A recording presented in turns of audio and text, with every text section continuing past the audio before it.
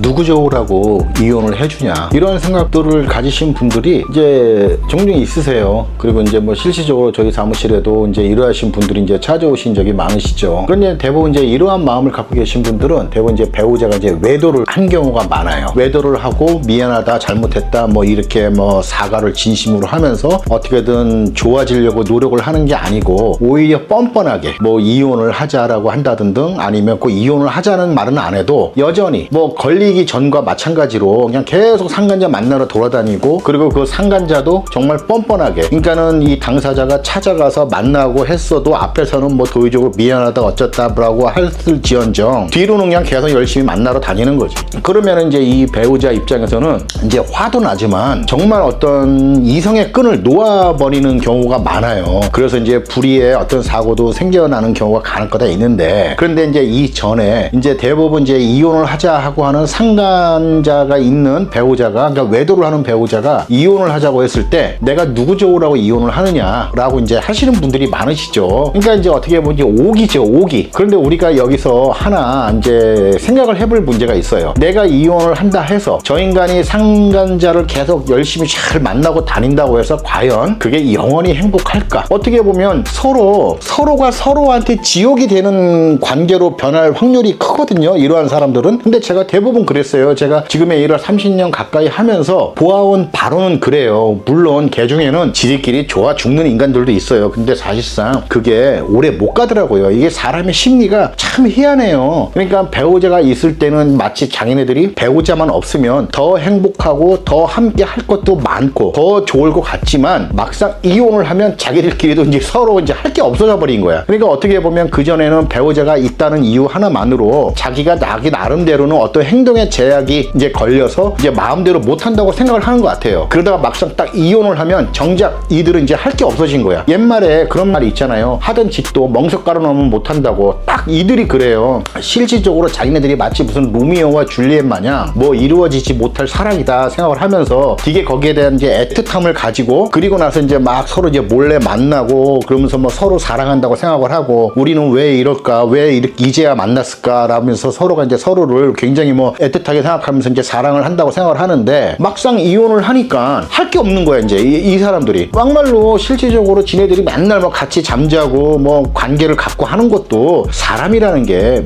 맨날 처음 할 때하고 뭐 수십 번 막 이 이상 할 때하고는 감정이 다르잖아요. 그때부터는 이제 내가 이제 어떤 몰래 먹는 사과가 아닌 게 돼버리는 거죠. 이제 당당하게 이제 내 남자 내 여자가 돼버리는데, 이 내 남자 내 여자가 되는 순간 이미 법적인 부부 관계와 별 다를 게 없이 하나의 의무감이 생겨버리는 거예요. 남자로서의 의무감, 여자로서의 의무감. 바로 이것들이 이 사람들을 관계를 좀 안 좋게 만들어 버리는 것 같더라고요. 어느 누구나, 이 부부도 그러잖아요. 이 부부도 실질적으로 서로 자기 권리만 주장하진 않잖아요. 자기 의무도 같이 생기잖아요. 예를 들어서 뭐 이달에 뭐 아이들 학원비가 얼마가 들어가는데 돈이 없다, 뭐 없다, 이달에 뭐 친정 엄마 생일이다, 뭐 시부모님 뭐 생신이시다, 뭐 다음 달 언제 제사다, 이게 돈이 필요하다 어쨌다라고 하면서 자꾸 이제 이러한 권리와 의무 이가 이제 같이 교차해서 계속 서로 얘기를 하거든요. 그러니까 이제 지겨울 때도 있잖아요. 나는 돈이 없는데 내 와이프는 자꾸 뭐 이달에 돈이 모자른다, 돈이 없다 어쨌다 자꾸 얘기하고, 그리고 뭐 와이프 입장에서는 내가 갖고 있는 돈은 별로 없는데도 남편은 자꾸 이거 해라 저거 해라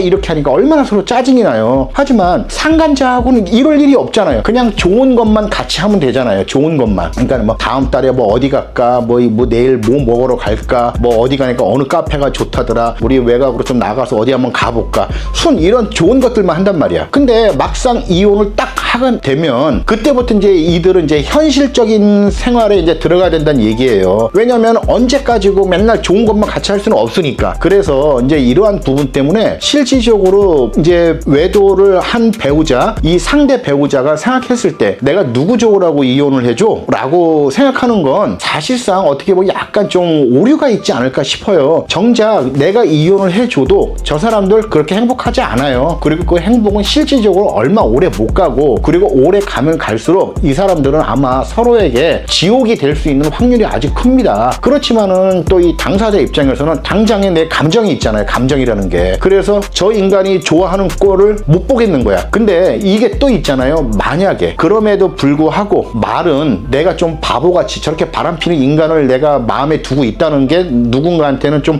자존심을 상할 수도 있는 일이기 때문에 외관승으로는 아주 그냥 학을 띠고 질리고 그냥 당장이라도 내 눈앞에 안 보였으면 하는 마음이 있는 것처럼 행세를 하지만 그래도 속마음은 저 사람이 돌아와 주기를 바라시는 분들도 있어요. 다만 입으로만 표현으로만 남들한테 자존심상 내가 누구 좋은 걸 보려고 내가 이혼을 해줘? 라고 할 뿐이지 이러한 분들은 이혼 안 해주셔도 돼요. 왜냐면은 일단 내가 아직은 저 사람한테 마음이 있으니까. 그렇지만 정말 마음에도 없는데 과연 저 사람이 잘 되는 꼴을 보기 쉽지 않아서 내가 이혼을 안 해준다면요, 이거는 이게 맞는 건가 하는 생각이 들어요. 저 사람이 행복한 꼴 내가 못 본다 라고 해가지고 이혼을 안 해주는 만큼 그만큼 자기 인생도 그만큼 희생이 되는 거잖아요. 그러니까 어떻게 보면 내 희생이 들어간 복수는 복수가 아닌 자기 자신도 스스로 자멸을 하는 꼴이 돼버리는 거죠. 과연 정말로 저 사람한테는 이제 아무런 감정도 없고 저런 인간이 오히려 내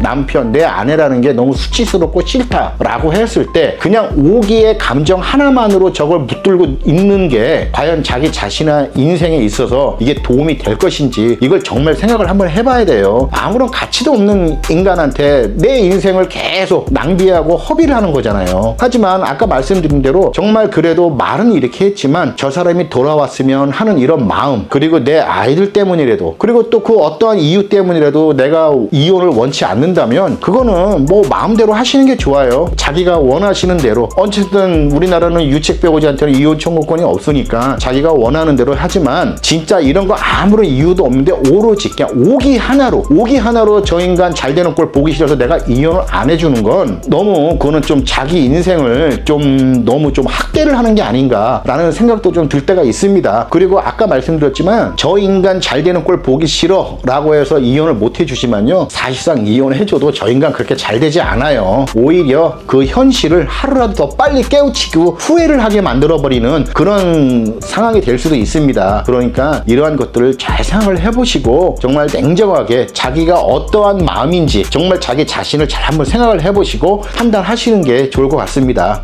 끝.